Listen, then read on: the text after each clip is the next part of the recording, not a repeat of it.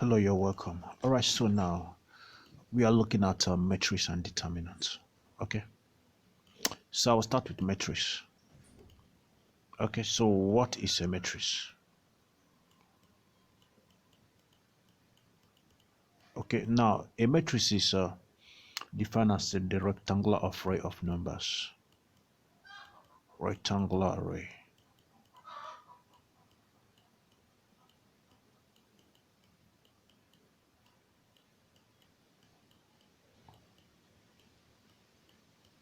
Of numbers. Okay, so now this rectangular arrays of numbers are actually arranged in rows and in column. Okay, arranged in rows and in columns. So when you arrange numbers in a rectangular arrays, you already know that okay, we can actually create a set, okay, of numbers. We've introduced set, right, where we use braces to actually represent numbers, okay, in a particular set. But this in the case of matrices, we are looking at numbers, okay, that are related in such a way that they are being arranged in rows and in column, okay, in a rectangular array. So now this actually is a symbol. We use this symbol for matrix. All right, symbol for matrix. So inside this matrix now you have numbers arranged in rows and in columns. So we have let's say row 1. In row 1 I have element of row 1, then of course column 1. Still in row 1 I have element of row 1. Okay, please pardon me, let me do that well.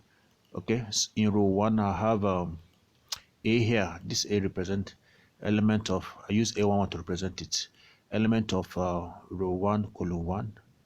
The same row 1, element of row 1, then column 2, element of row 1 column 3, dot dot dot to element of row 1 column n. Okay, so n represent any number of columns. They are now go to row 2. So here it's going to be a21 row 2 column 1, row 2 column 2, row 2 column 3, then row 2 to any number of column n. Okay, so it goes element of row 3 column 1, row 3 column 2, row 3 column 3. So this is how we actually represent matrix. Okay, so of course you know this is row 1. The horizontal, okay, the horizontal array is actually rows. Okay, so the rows are actually horizontal, the horizontal element. So I have row 1, this is row 2, this is row 3. It goes on and on. Then of course the vertical are the columns. This is what I have here is column 1, and this is column 2.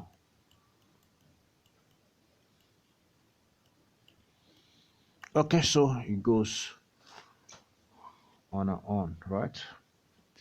So that is how we actually represent matrix. Now, what is actually practical significance of matrix? Okay, what's the practical significance for matrix in real life? Now I'm going to give you one practical significance of matrix. Let's look at a table. Okay, let's look at, you're being given a table. This table is made up of information, okay, concerning of course, you know, in statistics we use table to actually represent information, okay, to arrange information. So let's look at the a table that represents federal government capital allocation, okay, in different sectors at different year. Now let's look at the sectors, or let's say ministry. Okay, so allocation in ministries. Okay, ministry. Then of course this is, so we have let's say education.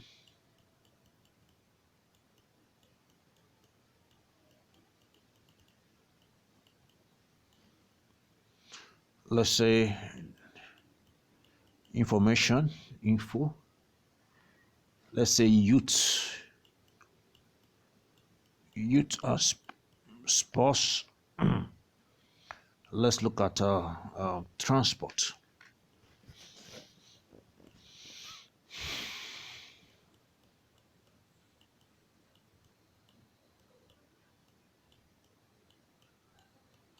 So now this particular table would have actually been just uh, one-dimensional information if actually this allocation is just given just one value, right? Just one column. If I just have one column, right? Let's say the allocation for each of these is put the value. But a situation where the allocation actually depend on the year. Let's say we have different columns that represent the allocation for different years. Then this will now give me an array of numbers. Okay, so for example, let's say we have year 1998, year 1999, year 2000, then of course year 2001. So education now receive let's say 1 2 3 3 1 1. So discover that just education alone is having different values at different year. Okay, so not just one value. So now you discover that there's an array of information. Just one, okay, data is taking different dimension of information, okay, at different year, so it is this kind of array of numbers, okay, that we can actually use matrix to represent numbers that is actually expressed in dimensions. Okay, so with this now I can actually represent this by a matrix. So here I have matrix that represent these numbers. Okay, so this now is column 1, column 2, column 3, column 4. So I'm gonna have 1 2 3 3 3 1 2 1 2 0 0 1. Okay, dot dot dot. Here I'm having 1 1 3 2 1 2 0 11 2 1 1 1. Here I have 4 3 2 3 3 2 1 1 3 2 0 1 1, then 1 2. So I'll just use this to show you the application of a matrix, okay, in the real life. So this way now I can actually establish the relationship between these arrays of numbers. Okay, so now let's now go to basic terms now that is used in nature, that is used in illustrating matrix. Okay, so basic terms. So I'm going to look at, we'll start with the very first term. We're going to talk about the dimension of a matrix, or the order of matrix. Okay,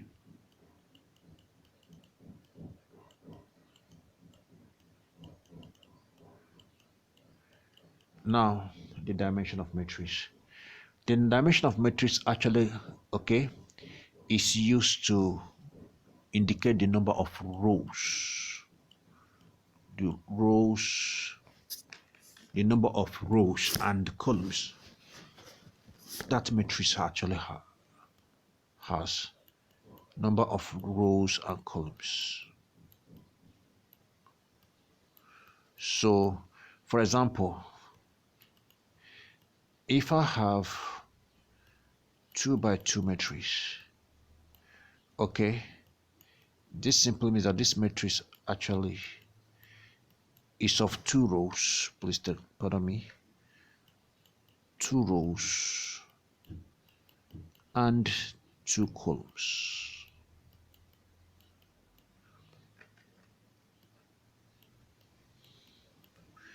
Okay, let's look at example.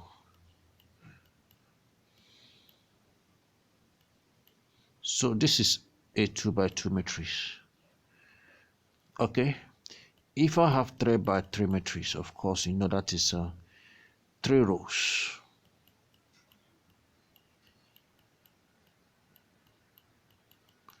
And 3 columns.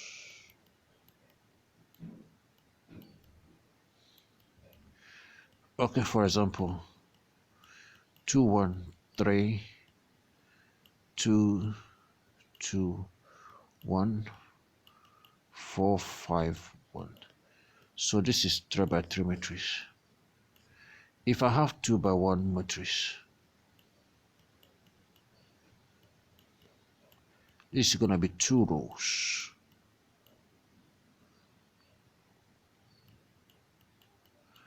And of course, 1 column. Okay, so let's do this. So 2 rows, for example, let's say 0, 2 rows, 1 column. Okay, so this 2 by 1 matrix. Okay, I hope you understand that. So that's our dimension of matrix. Now another term that we are going to be looking at is what is known as a square, triangular, and diagonal matrix. Okay, so square, triangular,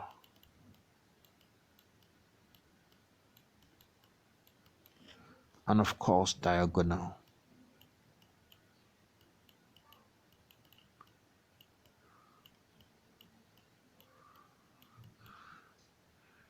Okay, so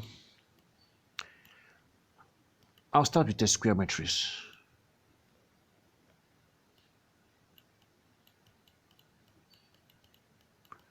Now, when, of course, as the name implies, okay, square, a matrix is said to be square matrix when you have the same number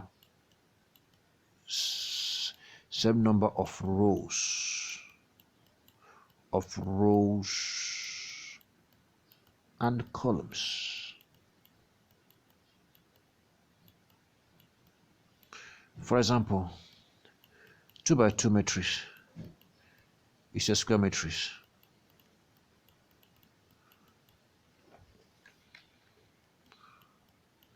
Two rows, 2 columns is a square matrix. 3 by 3 matrix.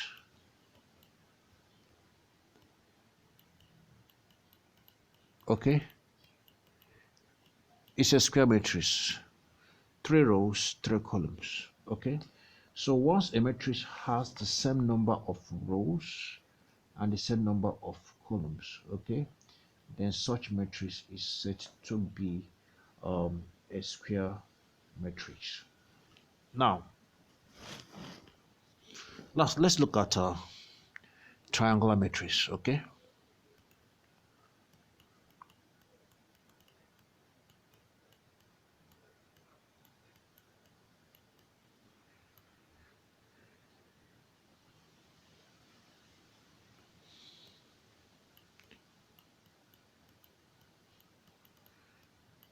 now basically for anytime a square matrix, okay, anytime the elements at the upper diagonal, okay, before I actually get to a square, I think I should actually explain what is I should explain diagonal. Okay, I'll talk about diagonal.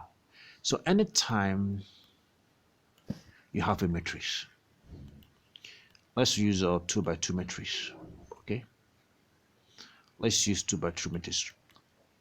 I'll use example.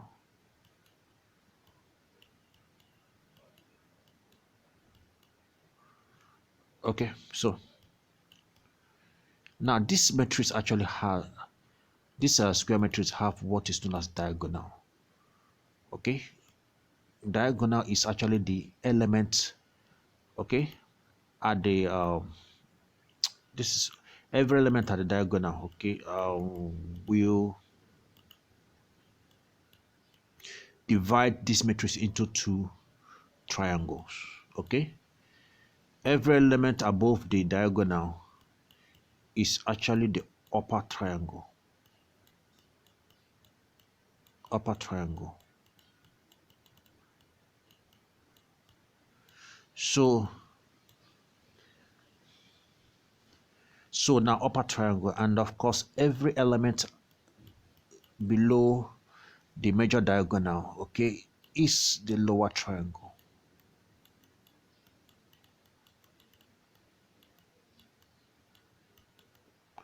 So now a matrix is said to be an upper triangular matrix if only that matrix has have elements, okay, at the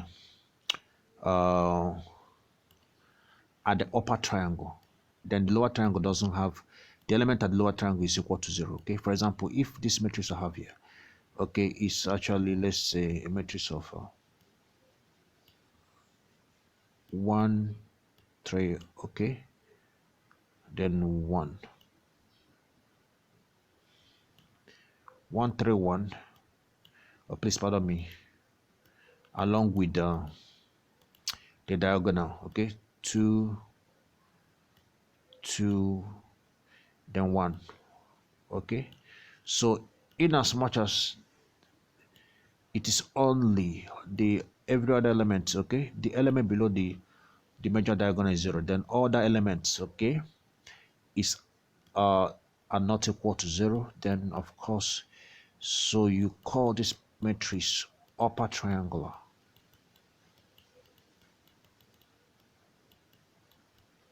Upper triangular matrix.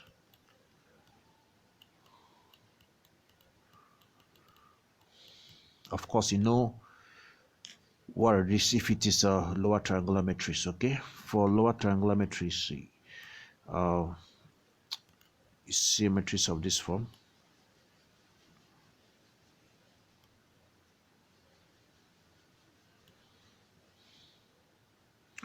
Still write the diagonal, right? Then of course, let's put values.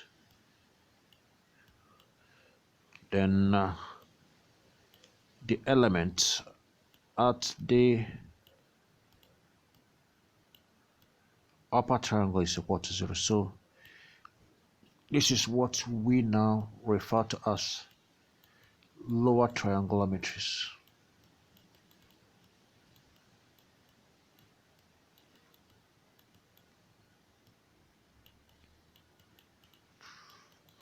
So please take note of that. Okay, so now let's now go to a diagonal matrix. A diagonal matrix is actually a matrix that has elements in each major diagonal. For example, 1 1 1. Okay, then every other thing, the upper triangle and lower triangle are all 0. Okay, so this is what we refer to as diagonal matrix.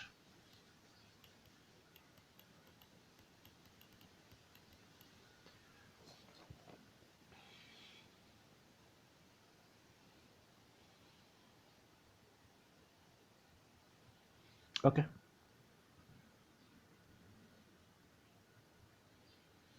so we proceed. Now the next time we're going to discuss is the transpose of a matrix. Transpose of a matrix. Okay.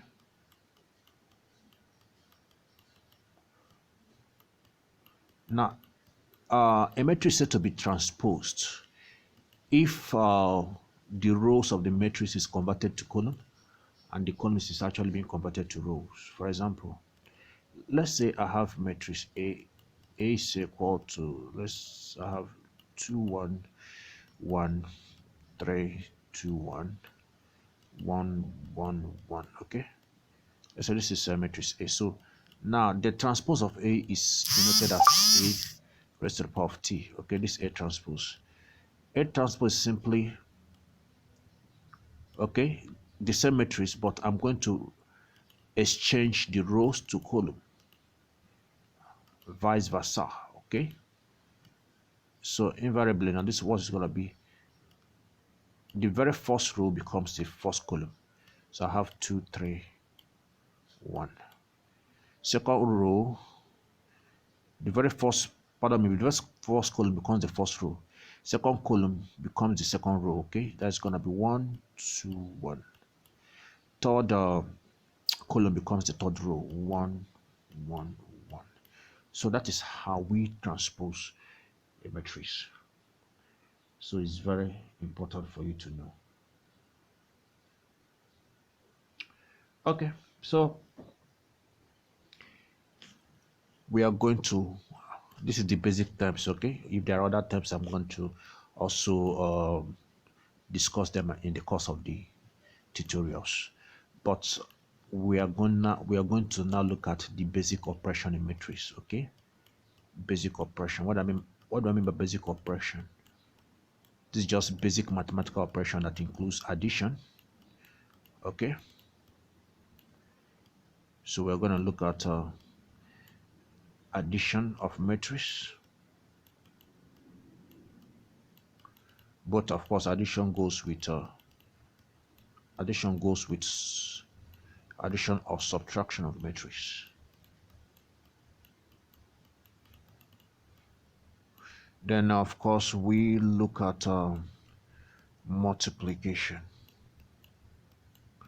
So basically these are the two basic operation of matrix we are going to be looking at. Okay, and we do that in the next video. Okay, so see you in the next video. Thank you very much.